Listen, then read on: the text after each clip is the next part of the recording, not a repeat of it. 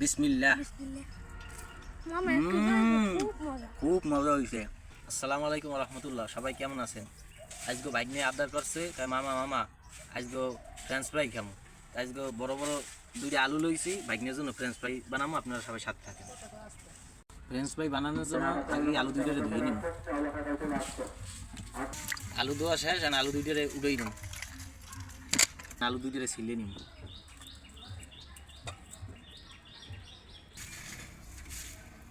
আলু কাটা শেষ, এখন আলু দুইটারে স্লাইস করে নিন। এবার আলুগুলোরে সুন্দর করে স্লাইস করে নিন।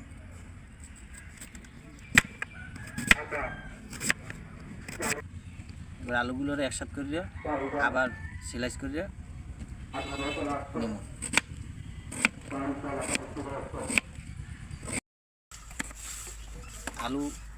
আলু স্লাইস করা শেষ।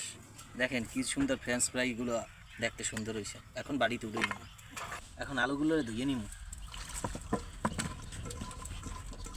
ধোয়া শেষ, এখন টিস্যু পেপার দিয়ে আলুটা টিস্যু পেপারের উপর উঠাইয়ে শুকানো শেষ। এখন ফ্রেঞ্চ ফ্রাইগুলো উঠেই নিন।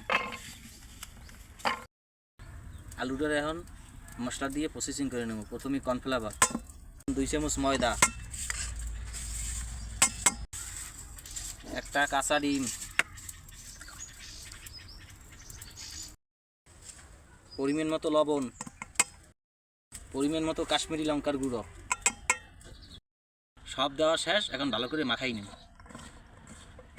মাখা শেষ, এখন ভাজার জন্য লইয়া যাব। কড়াইতে তেল দিয়ে গরম করে নিন। তেলটা গরম হয়ে গেছে, এখন আলুগুলো ছাড়িয়ে দিন তেলের মধ্যে।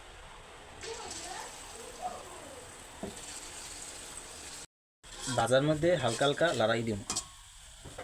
ফ্রেঞ্চ ফ্রাই হয়ে গেছে ব্রাউন কালার, এখন উঠেই নিন। ও কি কালার!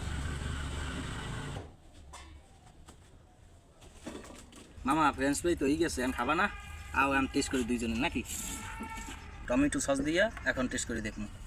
বিসমিল্লাহ। খুব মজা হয়েছে, আসলে খুব মজা হয়েছে। গ্রামীণ স্টাইলে আজকে ফ্রেঞ্চ ফ্রাই বানাইলাম বাইকের জন্য। আপনারা এরকম ট্রাই করে দেখবেন, আর আমাকে সাপোর্ট করে আপনারা পাশে থাকবেন। সবাই ভালো থাকবেন, সুস্থ থাকবেন, 5 ওয়াক্ত নামাজ জামাতের সহিত পারবেন। আল্লাহ হাফেজ।